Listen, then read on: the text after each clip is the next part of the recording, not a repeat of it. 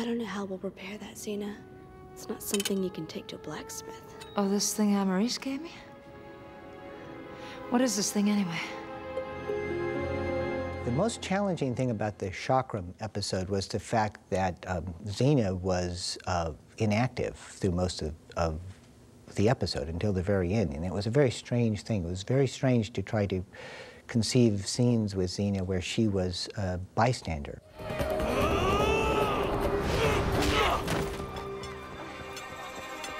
It was a real challenge, though. You really wanted Xena to be in the thick of it. And instead, we had to rely on Gabrielle and on Maurice, occasionally on Joxer, but Joxer could only sort of stumble through fight scenes. And Eli and Xena in this episode are passive characters. You can't really engage them in fisticuffs.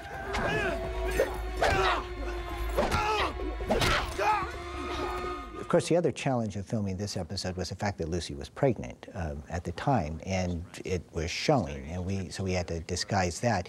And we had a limited number of hours that we could work with her. Because she was pregnant, we had to release her earlier. So we had to design scenes around getting her coverage and then being able to send her home and shooting everybody else's coverage. My path is with Xena, helping her however I can. I'll do whatever I have to do to protect her.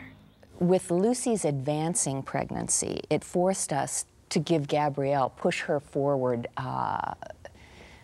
as a warrior more than anything else. I mean, it really forced our hands so that her way that she was searching for all through the 4th season became parallel and in a way emulated Xena's. Just as we were taking her a different path in the 4th season, well, it was important to us so that we remained an action show, because with Lucy unable to take part in a lot of the action, we needed somebody to do it, or some of the reason the fans tune in would be gone.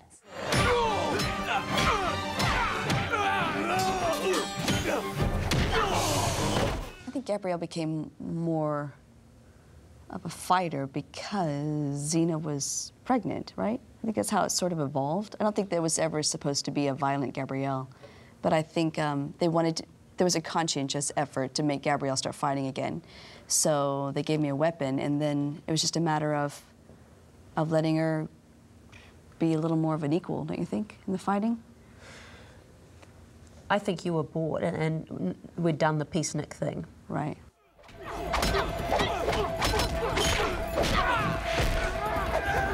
We were looking for an instrument for Gabrielle, the way Xena had her chakram, something signature, and went through tons of weapon books, and size just seemed, first of all, I think they're gorgeous as weapons. I think they're very nicely, they're just unique and beautiful to look at, but they also fit her as a person, you know. She's not big like Xena. She's a little fire plug of a fighter, and she needed size, actually, I think, fit her arm like this, you know, so that she could whirl them around, but then keep them here and then out.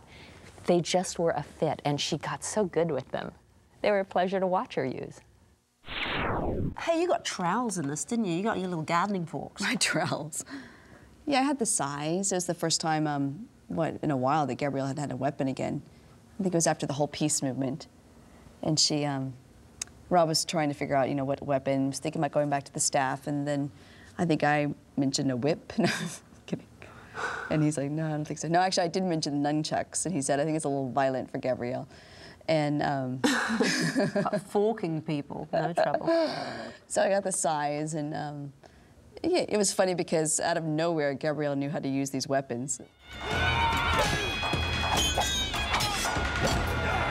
I thought they were dumb. You thought they were dumb? I thought they were so dumb.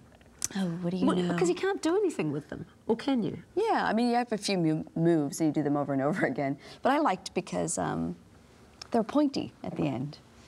And then you could also, it was showy, you know, I could fling them around. Is that... Lame weapon, man. It's the one from... That's the last thing I would choose, a couple of gardening No, forks. I had fun with this. Yeah. Right now, Xena is everything that I always wanted her to be. But without her dark side, she's lost, and she's off balance. For Xena to come back only partially herself, only half herself, so to speak, with all remembrance of violence and evil and darkness gone. It nicely interwove with the story we wanted to tell about the Chakram. It's not your memory. It's like you've lost your fire and edge. Marbles. Yourself.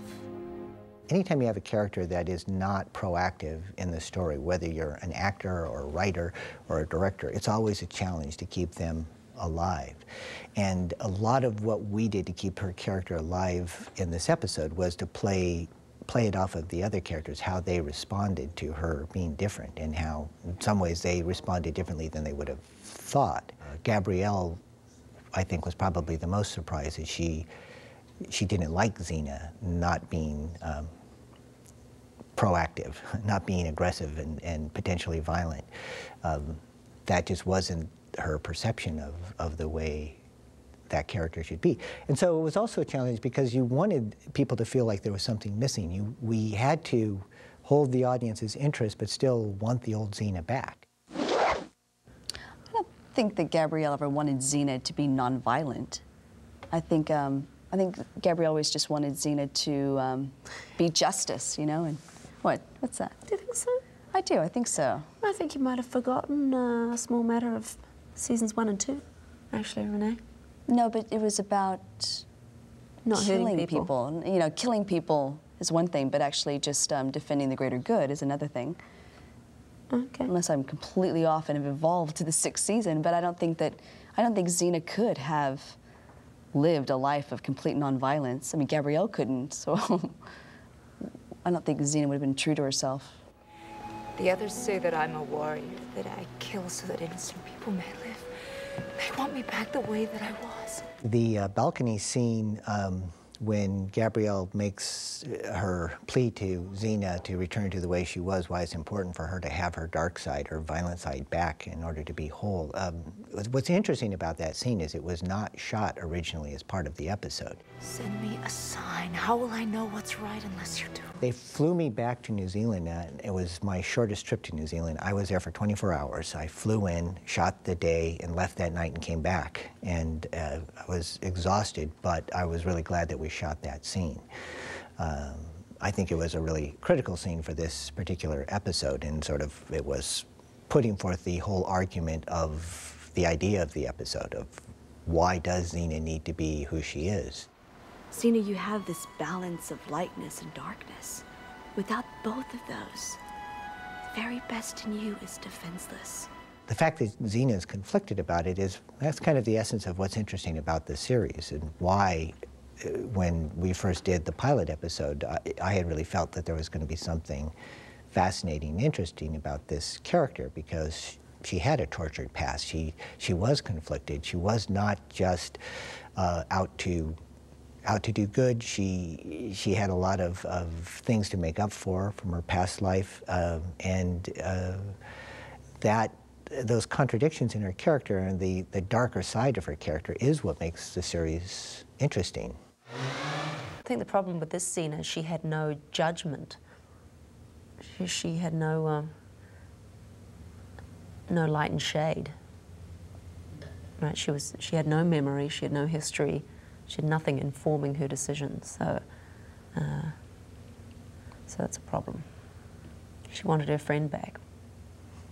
Her whole friend back. Very Does that sound good? Yeah, that's great. One to me.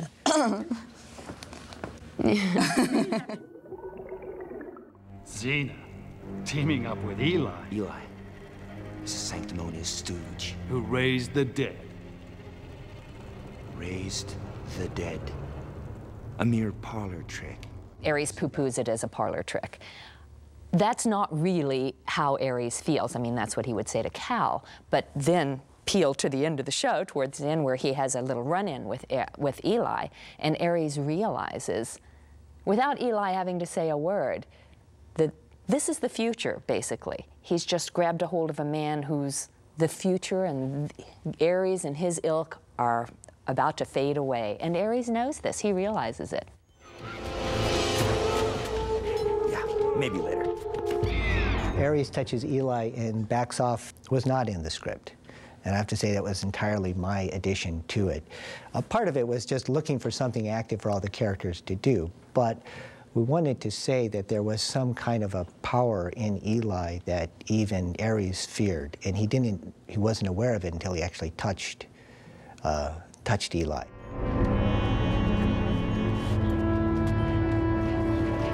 At that point, I just said to Kevin Smith, when you put your hand on him, you feel he's got a gun under there, and you're wondering what it is he's packing at that point, that you know that there's something there that you didn't see before, and he backs off and is intimidated. Whether that was a good idea or not, it was just something that I felt was important at the time. I'm gonna catch you around the Acropolis. There's always been that story that the gods will eventually go. And Ares senses this is the guy who's set it all in motion.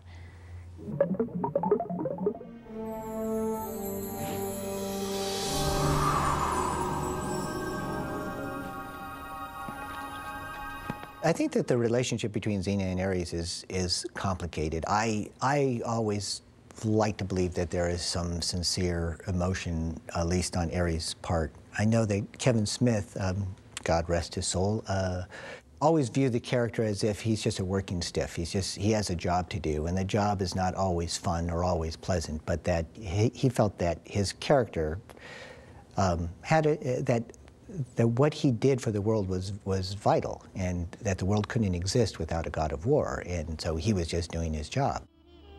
Or evil.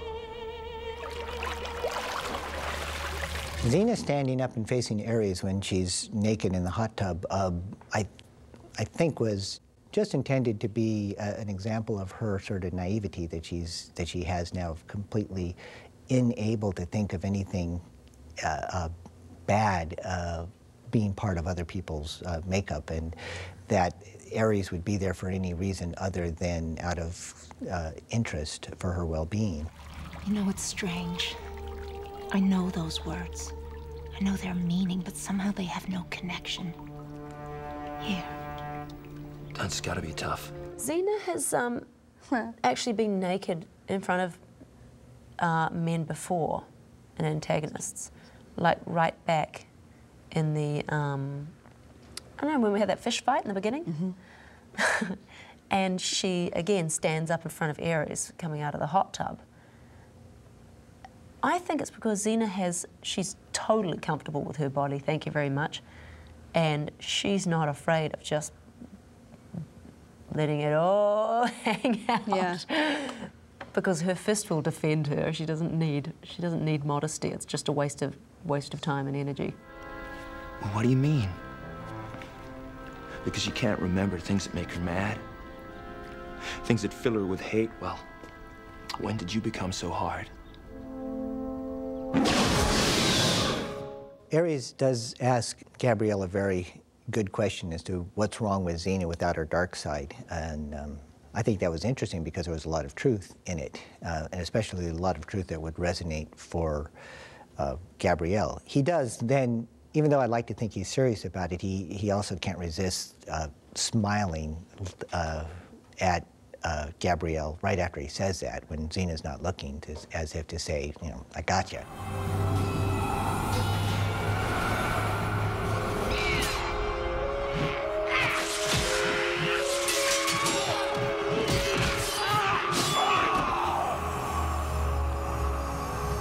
Xena got her memory back when they were joined because it's the joining of the light and the dark. I mean, that was what happened visually when the two chakrams were put together, and that's what happened to Xena emotionally and physically, I guess you could say, too.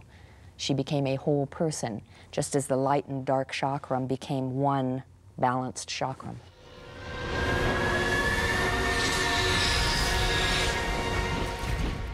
I never really thought the old chakram was that bad, although I have to tell you, the new chakram, I really liked the look of that, and I liked what the look of the chakram said, again, about balance with that yin-yang kind of thing going through it.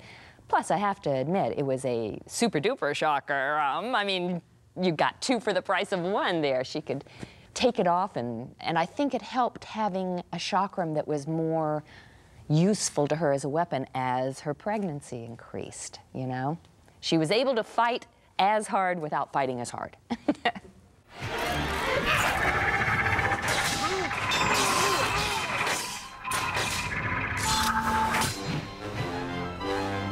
The episode had its complications and challenges because Xena was not proactive earlier in the story, but where it got to was interesting. Those moments at the end of the episode were interesting.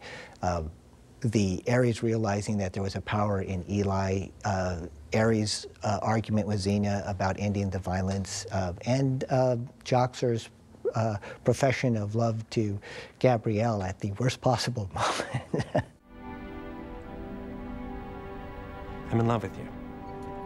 But, you know, it's great. You know, it's like Dad saying, I have to tell you before you die again. You know, it just seemed like he absolutely had to tell her at that point, and it was absolutely the wrong time for her to even respond. So those are the things that I most like about the episode, seeing it again. It was that was my last episode I did of Xena, and I hope we bring the series back someday.